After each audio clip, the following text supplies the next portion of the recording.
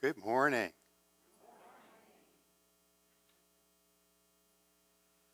My name is Bob Ringillian, and I serve as the minister of the Unitarian Universalists of Transylvania County, North Carolina, on the lands once inhabited by the Cherokee, Yuchi, and Miccosukee peoples, and my pronouns are he, him. I am an older white male with thinning silver hair, trifocal glasses, tie, dress shirt, and at the moment, suit coat, which it's too hot, I'll take it off later, and a yellow side with love hat and socks. That's the kind of introduction that we would do each time somebody came to the microphone at the Unitarian Universalist General Assembly. So that helps people hear our pronouns, and it helps people who are just listening to the service to have an impression of who it is who is speaking. So we shared that with you. Welcome to everyone here today. We're glad that you are here to share with us. I want to encourage you to stay after the service as well. We have our Super Sunday after the service. And so people have brought in yummy soups and other things to eat.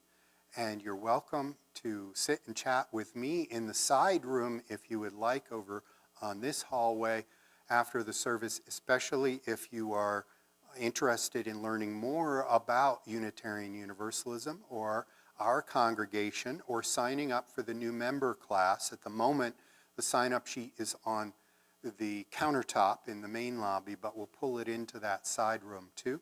So anybody who wants to be part of exploring membership or just knowing more about us, that side room will have a little of that. The screen, instead of having a chalice on it now, has the new image that is helping us begin to discuss throughout this year the new Article 2 of the UUA bylaws. What are we about? And this particular drawing has a little bit of a visual cue to what it will say in that part of the bylaws, with love at the center, and then equity and interdependence and justice and generosity, pluralism and transformation all around the edges as petals in a way there. I will transition now into our candles of sharing.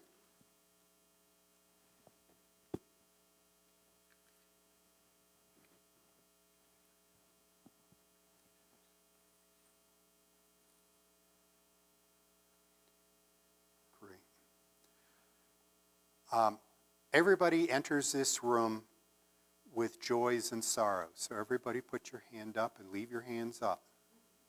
All of us come into this room, into this lovely space with joys and sorrows. Now, those of you who want to speak them out loud, leave your hands up, and people who aren't speaking out loud, because I'm not going to do the, hey, is there anyone else? Hey, is there anyone else? I'm looking now, as you brought in your joys and sorrows. Anybody? We have a couple cards up front. So Judith, I will make sure I call on you. I'm supposed to see Leslie's hand up. Yeah. And Nancy. And Elena, and I was just talking to you in the lobby, and now I've forgotten. Okay, I'm sorry. Okay, so we have 1, 2, 3, 4 folks, and I'm going to call on Leslie first to come up either next to me, and I'll hold my microphone out, or up to the pulpit. Leslie's is a little different.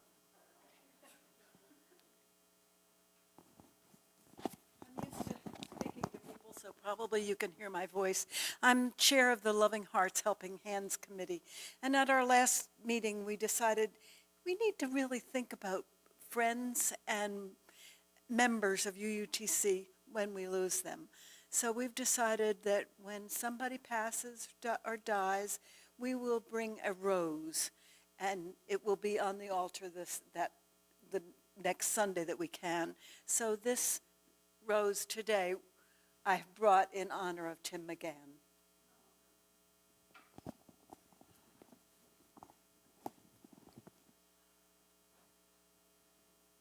I'll read from a couple of cards that have been written and then get to our three others. This is a candle of concern for Howie Friedman, who's in the ER with possible kidney stone issues. So please keep him in your thoughts. And we have a candle of joy from Ian and Vanessa on meeting their grandnephew for the first time. Daniel's 2.5 and lives in London, Ontario. And now I'm going to go to, let's see, Judith first. Go ahead, Judith. Candle of joy for all of the amazing, wonderful, loving friendships I have made by attending here. So Judith has lit a candle of joy for all the friendships that she has made here. Yeah. Yeah. Nancy? Candle of joy for my daughter, son-in-law, and 3 grandsons staying with me for a while. Wow. They live far away, so I get to see them every day, and it's really fun, most of the time. Nancy is lighting the candles with the visits that she's experiencing, including the 3 grandsons who are staying for a while. Lovely. Elena? Lena? I wanted to share a candle of joy. My husband and I were here Easter and made the decision to move here from Nashville, Tennessee. Sold our house immediately. We moved here a week ago Friday to our rental and found a house the next day. Wow. So we're here. Wow. We're here. Yay. Welcome, Lena. Lena and her husband had been here visiting around Easter and then have just moved to Brevard. Wonderful to have you here. Glad of your move from Nashville and that you have found a house which is really hard in this market. So wonderful. I think I got everybody. Brain working today. Good. Thank you so much. And for all the joys and sorrows that might be from the folks online, if you're signed in on whatever platform you're watching us on, we'll light a candle for the things that you're thinking of and maybe typing into the box. And for those of you who have saved up what you have on your hearts, you can share them during our soup time together or anytime we meet and greet one another, because this is how we weave together the fabric of community. So glad that we are all here. We have something a little different in the way we're doing our service this morning. We have a lot of things different this morning. But rather than go straight into greeting each other, we wanted to sing a prayer together. And the words will be on the screen. And it's number 1002, Comfort Me. Matthew will give us the first note. 1002. I don't have the music for that. Okay, we have to call it out. Would you look up 1002 and say what key it's in? If you tell me the key, I'll play it. Yeah? Has 2 flats, that means B flat. Come. Isn't that what, that would be right? You want to start on an F? It actually starts on F. Let's do an F then. Come. Did I do that right? Was that an F? Yeah, all right. Close enough. That's the spirit. Okay. And you can remain seated. We're just going to sing this as a prayer. Comfort me, comfort me, comfort me, oh my soul. Comfort me, comfort me, comfort me, oh my soul. Sing with me, sing with me,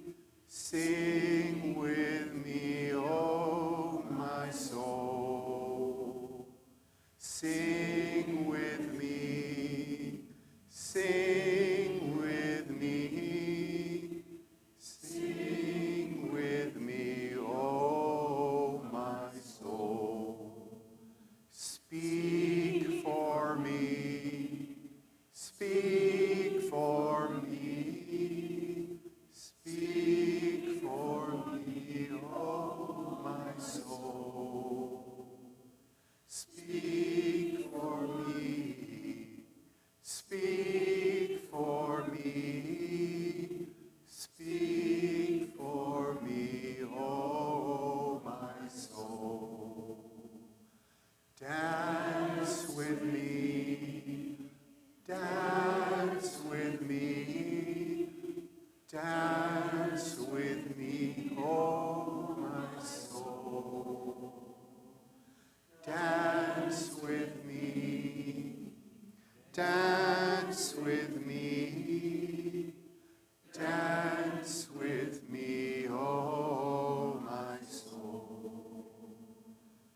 Comfort me, comfort me, comfort me, oh my soul. Comfort me, comfort me, comfort me, oh my soul. And before we go to greeting one another, I had a message from Tara McDonald for a candle. Would you light one more, please? It's a candle of thanksgiving for all that's occurred to make it possible for Tara to get her health taken care of, for Nora Holmes and Susan Slocum and Elizabeth Pearson, the caregiver group here at UUTC, the Scouts Troop 703 for taking care of the yard, the meal train for meals, and its fundraiser to pay for home health care for son Griffin, and for all her awesome neighbors. Yeah. And now would you please turn to one another? Greet each other in dignity.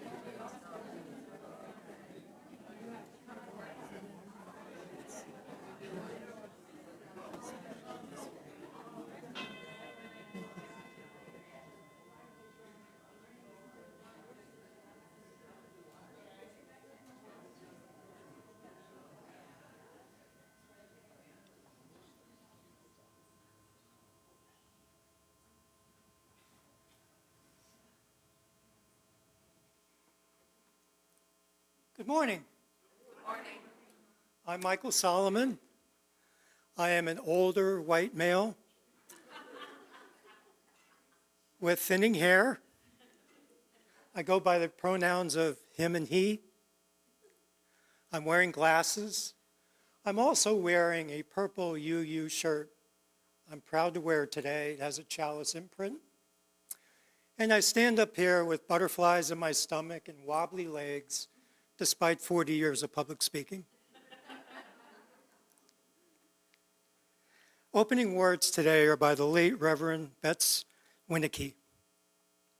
As we gather together this morning, may we learn to recognize and affirm the pieces of possibility, the bits of good we bring.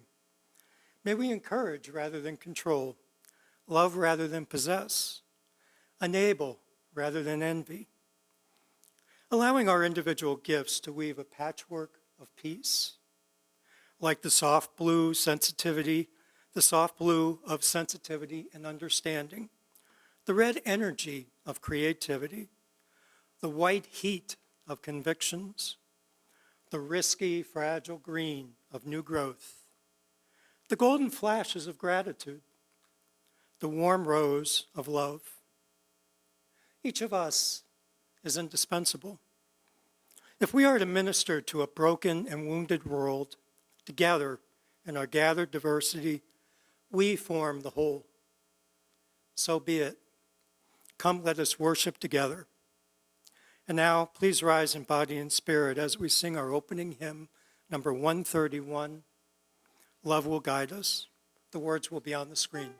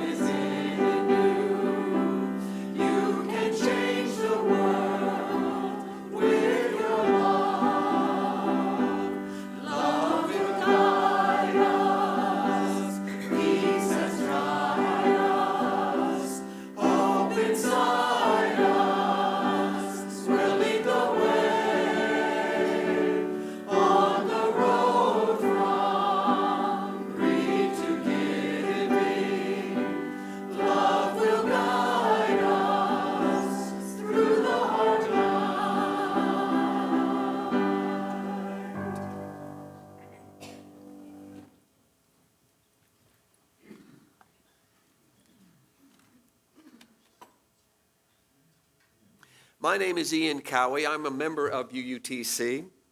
My pronouns are he and him. I'm an older white male with silver hair, light-rimmed glasses, proudly wearing a blue UU The Vote t-shirt with a name tag hung around my neck. As we say this together, our chalice lighting, these are words that come from the writing of Judith Quarles, former UU minister. Let's say them together. At this hour, in small towns and big cities, in single rooms and ornate sanctuaries, many of our sibling Unitarian Universalist congregations are also lighting a flaming chalice. As we light our chalice today, let us remember that we are part of a great community of faith. May this dancing flame inspire us to fill our lives with Unitarian Universalist ideals of love, justice, and truth. Vanessa now will give words of wisdom for all ages. Vanessa. Thank you and good morning. I'm Vanessa Cowie. I use she, her pronouns. I'm short, white, in my mid-60s, and I have short, very curly, mostly gray hair. Today I'm wearing reading glasses with greenish frames and a black Side with Love UU t-shirt with a rainbow heart. And on the back it has some slogans for the important initiatives that Side with Love is working on currently. And I'm wearing a name tag with a series of ribbons and a Sophia for President button. Why am I saying these things to you?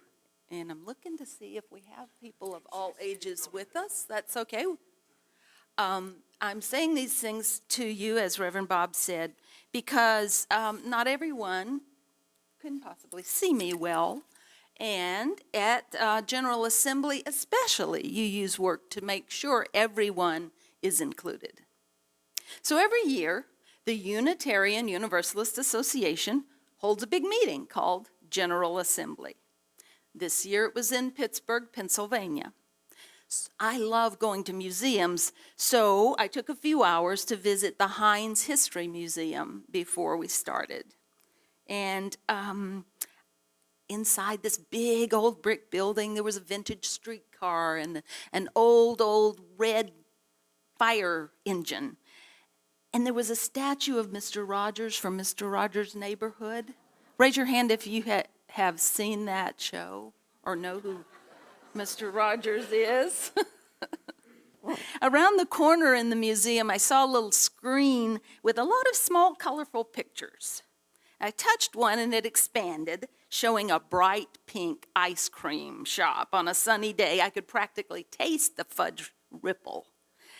Another thumbnail photo blossomed into a close-up of a church door, scarlet against gray stone. And another had a series of houses of different colors. They looked like friends or siblings crowded together on a hillside. So I looked up and saw that the exhibit was called 90 Neighborhoods. An artist named Ron Donahue made a painting for every one of those communities that fit together into the city of Pittsburgh like a giant jigsaw puzzle.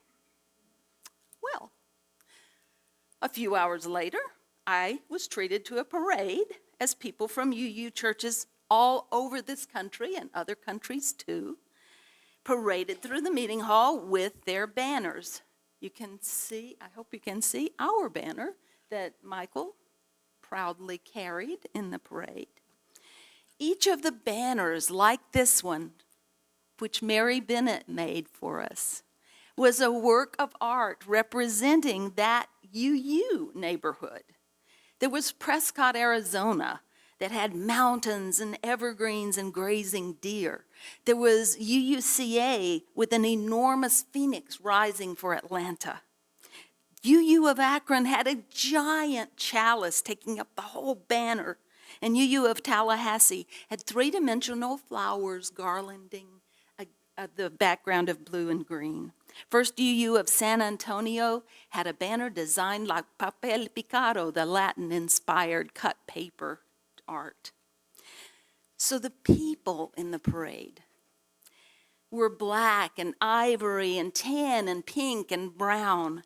They used motorized chairs, canes, headscarves, glasses, hearing aids.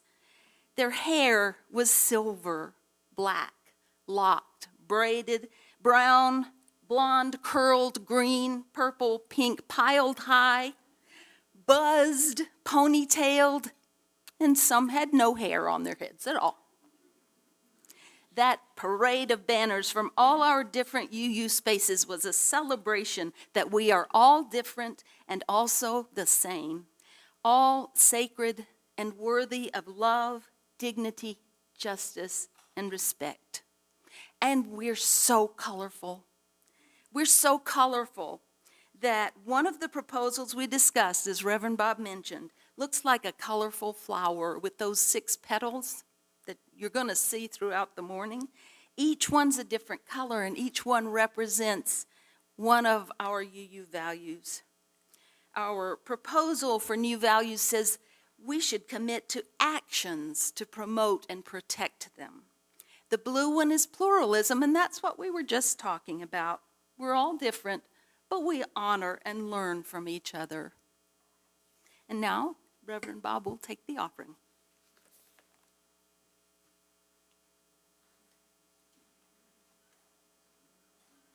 You know what's cool about General Assemblies? There are all sorts of good reasons for us to be generous.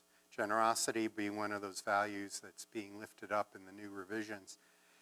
I think I put money into at least 4 or 5 offerings during that week. We're asking you to think of just 2 today. One, if you put it into the envelope, it will go to the Dignity Project. Or if it goes loosely into the basket, it's for the good of this congregation and our place here in this community.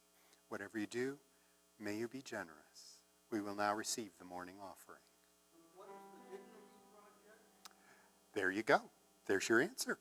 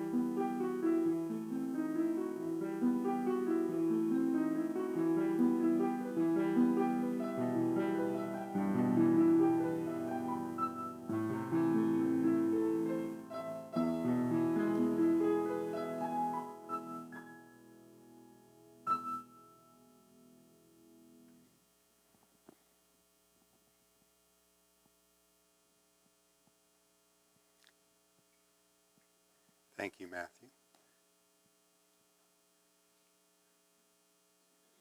Thank you, Donna. Thank you, Gypsy. For all that's given in love, we receive with great joy, and we say thank you.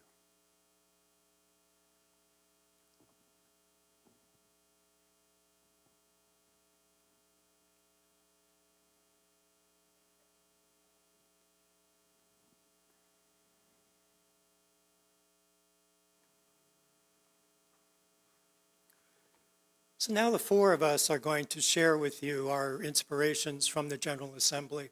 And I'm going to start with what I felt and heard and saw in Pittsburgh. As I first walked into the Convention Center concourse, I felt this immense wave of energy. You wouldn't believe it. Hundreds of banners, as Vanessa mentioned, belonging to Unitarian Universalist congregations from all 50 states surrounded me. Many with prominent displays of chalices, but each one had a very unique and creative design, just like ours. These banners and the diverse group of UUs holding them exemplified the General Assembly. 4,000 UUs sharing a common purpose and at the same time having very different views on what the imperatives should be for the Unitarian Universalist Association. This unity-diversity dynamic would pulsate throughout our time together. So join me for a few minutes while I share with you what I learned in a couple of the workshops on topics of interest here at UUTC. I'll also recap social justice resolutions that were passed at the GA that we should all be aware of. First, a couple of general impressions. We are not alone in the challenges that we face. Many fellow UUs I spoke with described how their churches are still finding their way post-pandemic. How to bring people back to Sunday services. Programs that worked before 2020 don't seem to quite be working these days. That's just a couple of examples. The sharing of experiences and ideas that took place at every turn was really, really impactful. What I love about good UUA workshops, like the ones I'm about to share, is the interactions during small group breakouts. For the Building Multi-Generational Communities workshop, I had the opportunity to sit on the floor with 8 UUs in a circle. Half of them were younger than 30 years old. We focused on how to engage young people and what makes a successful multi-generational initiative. Turns out, having us sit in a circle was on purpose. Engaging in circles fosters interaction among young and older congregants by avoiding perceptions of hierarchy. I also learned that the OWL program is a powerful magnet to attract youth to UU churches. Success for us, right? And that we are fortunate to have Kevin on our staff. Participants lamented about lack of staff support for youth. We talked about the need for connectors, people whose mission is to connect, not lead, people to each other and to a larger movement. A toolkit for trauma was also very interesting. As we here all know, all too well, personal trauma affects a congregation. Trauma is a faith matter. And being known as a church that proactively and capably responds to emotional, physical, and spiritual wounds is an opportunity to attract those looking for a faith-based home. Resources for responding to trauma were made available to us, and we can use for our own ministry support in this area, making it even stronger than it already is. Finally, let's walk through the 3 social resolutions. Doug, can you put those up on the screen, please? Action of immediate witness is a statement about a significant event that necessitates immediate engagement among UU member congregations. Delegates voted for 3 AIWs, the ones you see here, to be on UUA's agenda for the upcoming year. I'll walk through them quickly, but digest what you see on the slide. Rise Up to Stop Cop City calls upon UU congregations to stop Cop City in Atlanta, a proposed training facility that will destroy one of Atlanta's last urban forests, to build a mock city to practice urban warfare. Organizing for Health Equity, a call for everyone to achieve full potential of health and well-being by removing barriers to wellness in our community. Many of you who know me know that I'm very passionate about health equity. Protect the Dreamers calls on UUs to support the Dreamers in their communities by advocating for their protection. So something for you to ponder. Should UUTC engage and act on any of these actions of immediate witness? And if so, how? In closing, our beloved UUTC is part of a bigger story, the 1,000 plus congregations of the UUA. We're part of a collective and powerful force that can drive major change. If something I've shared here really inspires you and provides you with an idea that we should pursue, I'll feel I fulfilled an important responsibility as your GA delegate. Thank you. And I'll turn it over now to Ian.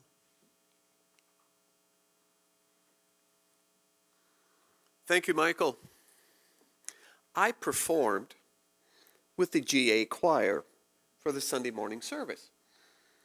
This was my 4th GA where I applied and was accepted to sing in the choir. This year, choir members met online the first part of June. We were introduced to the music and helpful soundtracks to learn the various voices. I printed out a binder full of sheet music and began to learn my various parts. 2 weeks later, we gathered in Pittsburgh. As the room filled, I felt a heightened sense of anxiety that I've never felt before. Like I saw old friends, but like there's something different here. Our choir director, Cliff Harden, brought 30 years of choir directing experience, but this was his first General Assembly. After a short warm-up, we sang one of the pieces, a tune we all were familiar with, and Cliff had actually arranged it, "Shall We Gather at the River?" It sounded really good when we sang it. I enjoy going to GA because of the music and the singing. This year, UTC, the church, asked me to be a delegate, which involves attending scheduled business sessions where delegates from more than 700 congregations decide on rules, policy, elect leaders, and we actually decide on where we're going to go with policy. We sit in a huge auditorium, thousands of people there, big stage, monitors, a sound system that will blow you away, and the convention hall is extremely cold. I was told to bring something, and guess what I didn't do? Yes, it was cold that first day. The GA choir, on the other hand, is a mixed group of about 120 voices with varying levels of experience converging in a small, crowded, hot practice room. The keyboard is up front. Cliff stood right there in front of us with only a music stand. Some singers around me I knew were professional. They'd been doing it for a long time. Other folks were like me, just from a small congregation and singing in the choir. But the thing is that we then started to blend our sound together to make music. Over the next few days, we had rehearsals, and what was fun was seeing all this happen. The altos were suddenly hearing the tenors were hearing the sopranos, but the most important thing was that the basses were being heard because we are the solid foundation of that sound. So there was one particular piece we were having trouble. Besides the varying rhythms and the need to clearly enunciate all our vowels and consonants, the sound was, quite frankly, very boring. Come, mothers and fathers throughout the land, and don't criticize what you can't understand. Bob Dylan wrote these lyrics back in 1964. Injustices such as voting rights, eliminating poverty, and questioning our military actions were coming to the forefront across the country. Anger was beginning to simmer in the country. Cliff stopped us halfway through the second stanza. The room was silent. And he said, "These words at this point in the song make the climax happen. I want you to think of a time you were angry, really angry. Like the time you were so angry with your parents because they were treating you so unfair. Think of that time. Now express that in song. Let's pick up with measure 24. We began to sing. Come, mothers and fathers throughout the land, and don't criticize what you can't understand. And the room, softly filled with something new, emotions began to ripple through the voices. Your sons and your daughters are beyond your command. Your old road is rapidly aging. The feeling grew more. Then the last line was loud, expressive, and defiant. Please get out of the way, the new one you can't lend a hand, for the times they are a-changin'. We are still fighting for justice. We want change that brings about a country that thrives with diversity, dismantles racism, eliminates all forms of oppression, upholds our democratic processes for that we can then make fair and honest decisions. We're fighting for this every day. When all the voices in the choir focused on Dylan's song, the music became the means to make change. This is why I go to GA, this is why I sing in the choir, and this is why I come back and tell you this message, that we can build our better world as we work together. Thank you. Vanessa, what are your impressions? Thanks, Ian. I envy you for singing with the choir. It's wonderful to just sing at GA because so many voices together singing those songs that we know. So I had a great time at GA. I always do. But it wasn't just a social gathering. It was a calling. After all, you sent me here, selecting me as a delegate through our board of directors. Was still healing from the profoundly disruptive pandemic. We as an association were mustering strength to face assaults on democracy, human rights, clean air and water, and spiritual wholeness, to side with Black and brown people, with LGBTQIA+ siblings, with marginalized people everywhere, in the earth itself. So one workshop stands out for me. It was called Disrupting Church. Disrupting Church. Community Church of New York minister, Reverend Peggy Clark, said during her talk that our current crises create opportunities for a paradigm shift. She practiced it during the lockdown in New York. She visualizes our situation this way. Before the modern era, people saw themselves as subjects. They expected a king or religious leader to command and protect them. Theirs was merely to obey. Around the beginning of the 1900s, people shifted to a consumer orientation. And I know this is generalizing, but this is a useful way to look at the paradigm, I think. So people shifted to being consumers. They were independent, selecting among products and services, but their only obligation to the community was to demand what they were willing to purchase. But our times call for UUs to be citizens, collaborators in building a better world. We realize we're interdependent.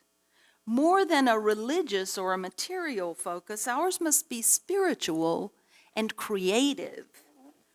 Reverend Clark went on, we are smarter together. We need to trust ourselves and each other. Think not, what do I want, but what do we need?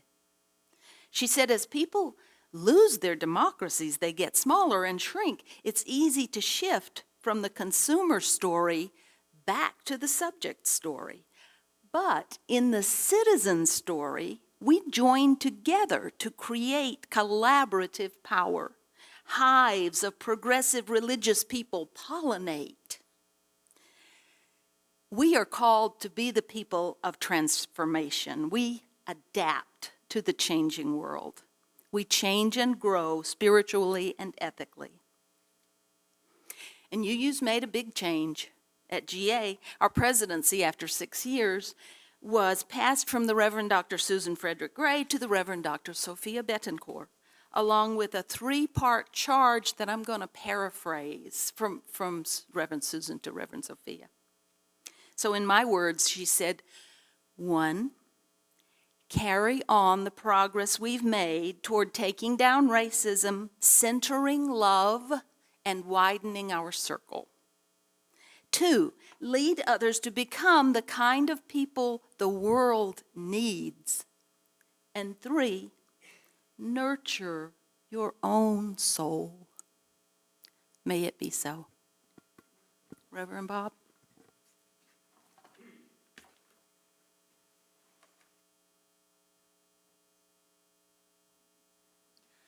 It was a joy going to the Unitarian Universalist General Assembly live.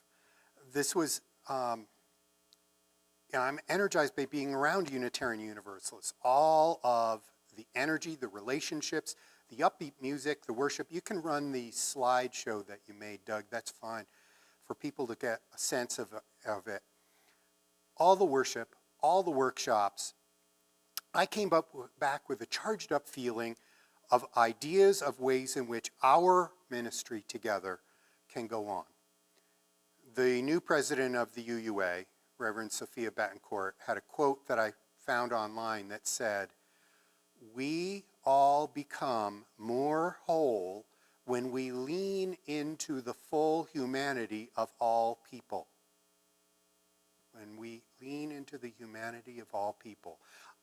I can do that in UU spaces. I feel the freedom and flexibility. And I'm troubled by other religious groups not doing that. For instance, last month, the Southern Baptist NBC reports voted to expel two churches led by female pastors to pave the way to ban women from most leadership roles.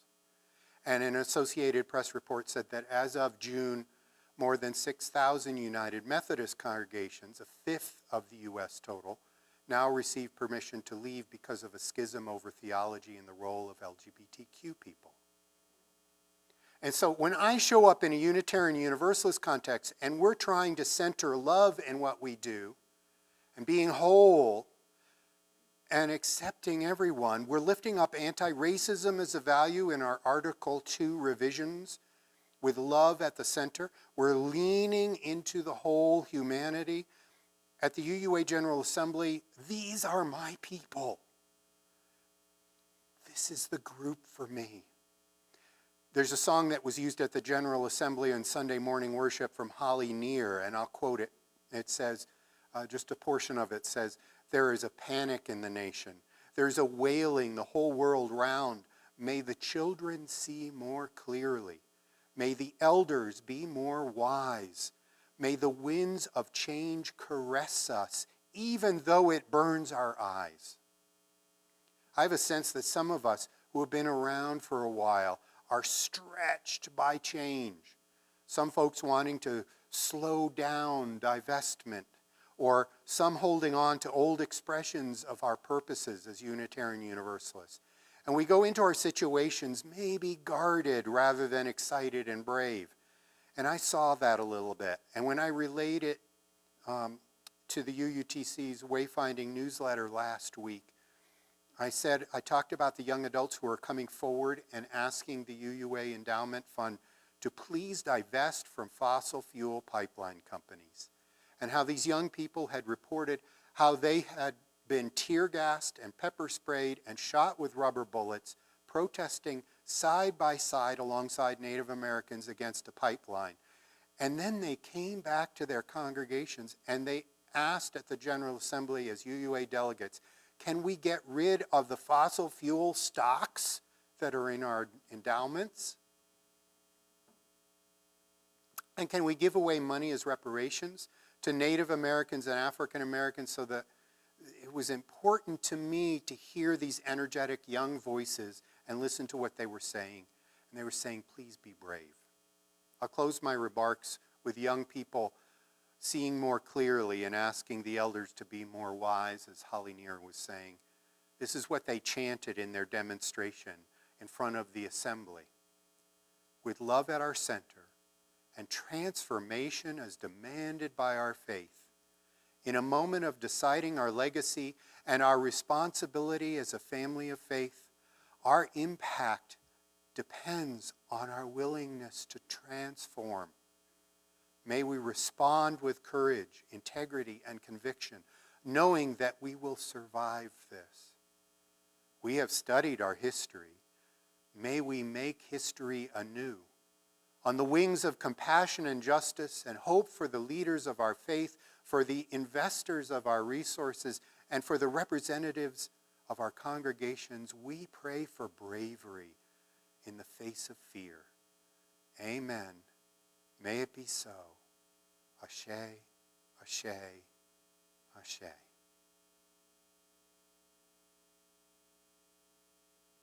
With that vision, as presented by our young people, I invite you to rise and sing as you're willing and able. Hymn number 1018, Come and Go With Me to That Land. And us singers up front will help you singers out there.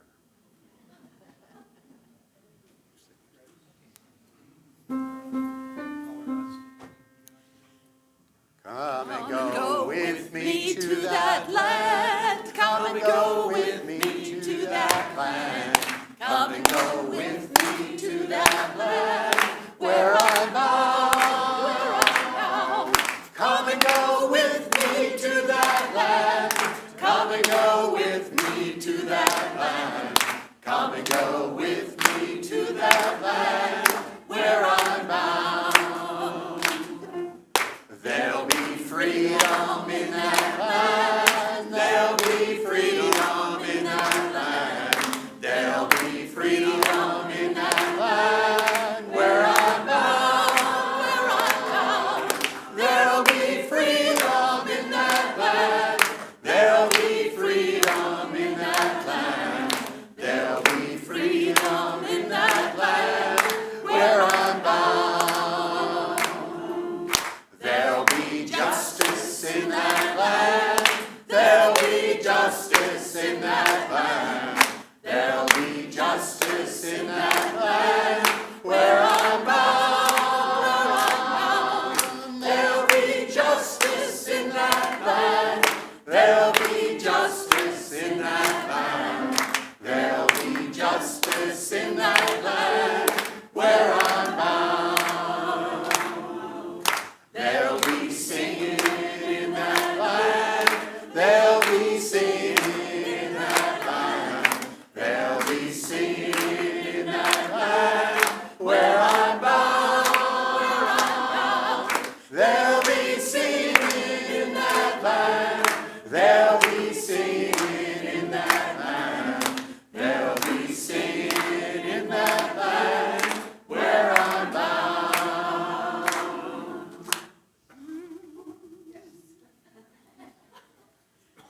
We're going to close with some more words one more time from the Reverend Susan Frederick Gray, the outgoing president of the UUA. And I want to read her words. I will tell you, she says, I will tell you that I have never felt so much hope for our tradition than I do right now. For this I know, Unitarian Universalists are a people of faith, not fear. We are a people of hope and imagination, and we have always sought to lean into the creative possibility of what is not yet but can be. And right now, this is the spirit we need to move us through these days with more love, more joy, more compassion, more courage, and a greater willingness to grow in new ways, to learn more things, to get uncomfortable in the mess of change, and be both humble yet steadfast in the call of love and justice. And none of it happens alone. For this is no time to go it alone. We belong to each other. We need each other, and we make each other strong and brave. May we continue to nurture our resiliency and joy in our spirits and in our communities. May it give us courage and clarity to be more effective in protecting our loved ones, our communities, our neighbors, this planet, and our democracy. May we continue to grow our souls and ourselves, faithfully becoming beloved community. May it be so.